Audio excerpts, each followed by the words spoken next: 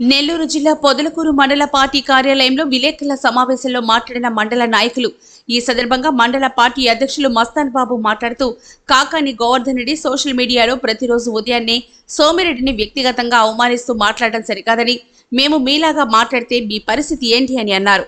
మీరు అవినీతికి పాల్పడ్డట్టు అందరూ అదే విధంగా ఉంటారని కలలు కంటూ, ఆ కలలు నిజం అనుకుంటూ ఉదయాన్నే సోషల్ మీడియాలో యూట్యూబ్లో మాట్లాడడం ఏంటన్నారు.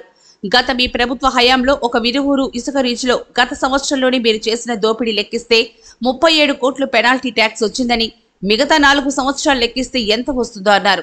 సర్వేపల్లి పొదలకూరు అభివృద్ధికి ఆటంకంగా కాకాని తయారయ్యారు. మీరు అధికారంలో ఉన్న 10 సంవత్సరాల్లో పొదలకూరు ప్రాంతంలో దాదాపు 50 లేఅవుట్లు ఏర్పడితే వాటిలో ఒకదానికి కూడా డీటీసీపీ అప్రూవల్ కానీ నుడా అప్రూవల్ కానీ లేవన్నారు. మా ప్రభుత్వం వచ్చాక లేఅవుట్లలో గవర్నమెంట్కు వదలాల్సిన 10% భూమిని వదిలిపెట్టి సక్రమంగా నుడా ట్యాక్స్ కట్టి బెటర్మెంట్ ట్యాక్స్ లేకుండా ప్రజలు ఇల్లు కట్టుకునేలాగా లేఅవుట్లు ఉండేటట్లు చూస్తామని అన్నారు. నెల్లూరు జిల్లాలో సర్వేపల్లి నియోజకవర్గంలో ఈరోజు ఒక ప్రత్యేకమైనటువంటి నాయకుడు మనకు ఉద్భవించున్నాడు. గతంలో ఈ జిల్లా ఉమ్మడి నెల్లూరు జిల్లాలో దోపిడీలో నెంబర్ 1 స్థానంలో ఉన్నటువంటి కాకాని గోవర్ధన్ రెడ్డి తెలుగుదేశం అధికారంలోకి వచ్చినప్పటి నుంచి ప్రతిరోజు ప్రతి గంట తెలుగుదేశంలో చంద్రమోహన్ రెడ్డి గారు మా నాయకుడు అవినీతికి పాల్పడుతున్నాడంటూ ప్రతిరోజు వాట్సాప్లో మీడియాలో కావుమంటూ అరుస్తూనే ఉన్నాడు. ఈరోజు ప్రముఖ దినపత్రికల్లో ఆంధ్రజ్యోతి అనే పత్రికల్లో గత సంవత్సర కాలంలో గత ప్రభుత్వంలో ఇరువురులో ఇసుక రీచ్లో దోపిడీ గురించి పెద్ద బ్యానర్ ఐటమ్ రాశారు. దాంట్లో నీ వాటి ఎంత అని రాశారో తెలుసా? సర్వేపల్లి నియోజకవర్గం ఇరువురు ఇసుక రీచ్లో ప్రభుత్వం వేసినటువంటి ఫైనే 37 కోట్లు. ఇప్పుడు ఈ 37 కోట్లు దోపిడీకి సంబంధించి మీరు ఏమని సమాధానం చెప్తారని అడుగుతుండా.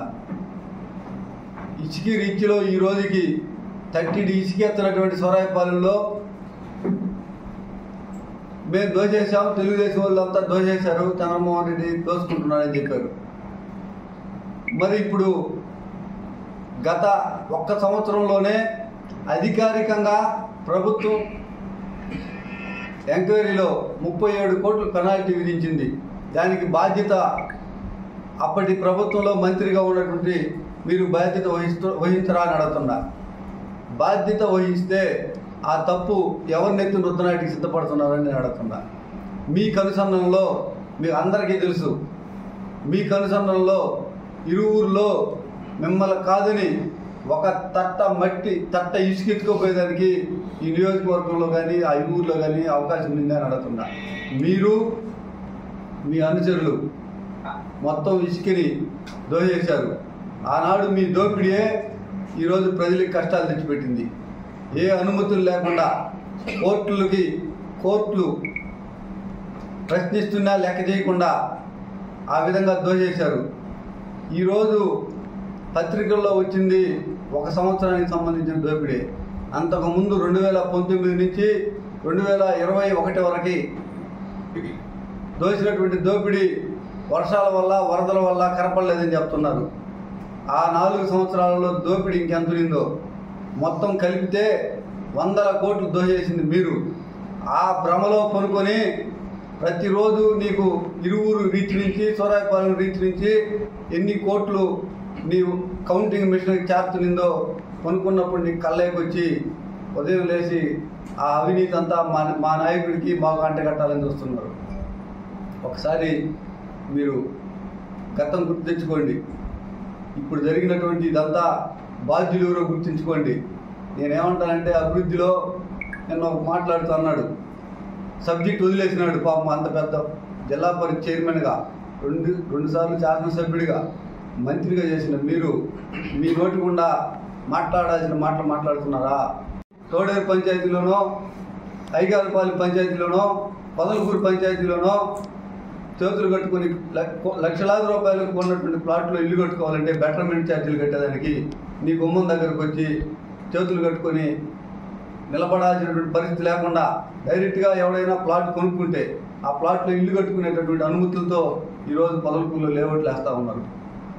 ఇంత పారదర్శకంగా గత 10 ఏళ్లలో మీరు ఎందుకు లేకపోయినారని అడుగుతుందా? వేసినట్టు ఒక్క లేఅవుట్ చూపిస్తావని అడుగుతుందా? 1, 2 DTCP అప్రూవల్స్ లాస్ట్ మూమెంట్లో వేశారు. అంతకుముందు గత 10-12 సంవత్సరాల నుంచి ఒక్క లేఅవుట్కి అనుమతులు ఉన్నాయని అడుగుతుందా? ఇప్పుడు నీ తోడేరు పంచాయతీలో సొంత పంచాయతీలు అనేక లేఅవుట్లు ఉన్నాయి.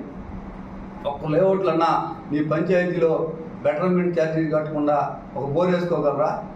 ఒక కరెంట్ సర్వీస్ ఇనిస్తున్నావా? ఒక ఇల్లన్నా కట్టిస్తున్నావా? పొదలకూరు అభివృద్ధికి అడ్డంకి మీరే. ఎందుకంటే అప్రూవల్ లేని లేఅవుట్లు అమ్మించావు నీ అనుచరుల చేత. వాటిల్లో ఈరోజు పన్నోళ్ళు ఇల్లు కట్టుకోవాలంటే నీ దగ్గరకు వచ్చి చేతులు కట్టుకొని నిలబడాల్సిన పరిస్థితులు కల్పించావు. మేము అలా కల్పించకుండా వాళ్ళ కష్టార్జితం ఈ పొదలకూరు అంటే ఇప్పుడు ఈ పొదలకూరులో కొనటంలే, చుట్టుపక్కల ఉన్నటువంటి జిల్లాలో అందరూ కూడా ఈ పొదలకూరులో ఇన్వెస్ట్ చేసేదానికి వస్తున్నారు, ప్లాట్లు కొనాలని వస్తున్నారు. వచ్చిన వాళ్ళందరికీ ముడా అప్రూవల్తో లేఅవుట్లో ప్లాట్ ఇస్తే మళ్ళీ మన నాయకులతో వాళ్ళకి అవసరం ఉండదు. ఆ విధంగా వాళ్ళు స్వతంత్రంగా వాళ్ళ ప్లాట్ని ఇల్లు కట్టుకోవచ్చు, అమ్ముకోవచ్చు. అలాంటి స్వతంత్రం వ్యక్తికి కస్టమర్ కల్పించే విధంగా మేము ఈరోజు పొదలకూరులో లేఅవుట్లు నిర్మిస్తున్నాం. మాకు ట్యాక్స్ కడితే కాదు, ముడాకు ట్యాక్స్ కట్టారు, చూసుకోండి రికార్డులు అని చెప్తున్నా. పదే ప్రతిరోజు అబద్ధం, ఒక అబద్ధాన్ని తీసుకొచ్చి మా నాయకుడిని నెత్తికి పెట్టి అదే నిజం నమ్మించాలని నువ్వు ప్రయత్నిస్తున్నావు. ప్రజలు గమనిస్తున్నారు. సర్వేపల్లి నియోజకవర్గంలో కానీ పొదలకూరు మండలంలో కానీ చంద్రమోహన్ రెడ్డి యొక్క క్రెడిబిలిటీ అందరికీ తెలుసు. ఏమీ మాట్లాడేదానికి లేక జరిగినవి ఆలోచించుకొని నిజాయితీగా మాట్లాడండి. మేము కూడా నిజాయితీగా సమాధానం చెప్తాం. ప్రతిరోజు నీకు ఓటమి జీర్ణించుకోలేక నాకు కోట్లాది కోట్లు సంపాదించాను, ఎందుకని ప్రజల ఓట్లు సంపాదించలేకపోయిన మదన పడుతూ ఆ ఆవేశంతో నువ్వు మాట్లాడే ప్రతి మాట నిన్ను వ్యక్తిగతంగా దిగదారుస్తుందనే విషయాన్ని మీరు గమనించుకోమని తెలియజేసుకుంటున్నా. దయచేసి ఇకనైనా వాస్తవాలు మాట్లాడతారని విన్నవించుకుంటూ సెలవు తీసుకుంటాం.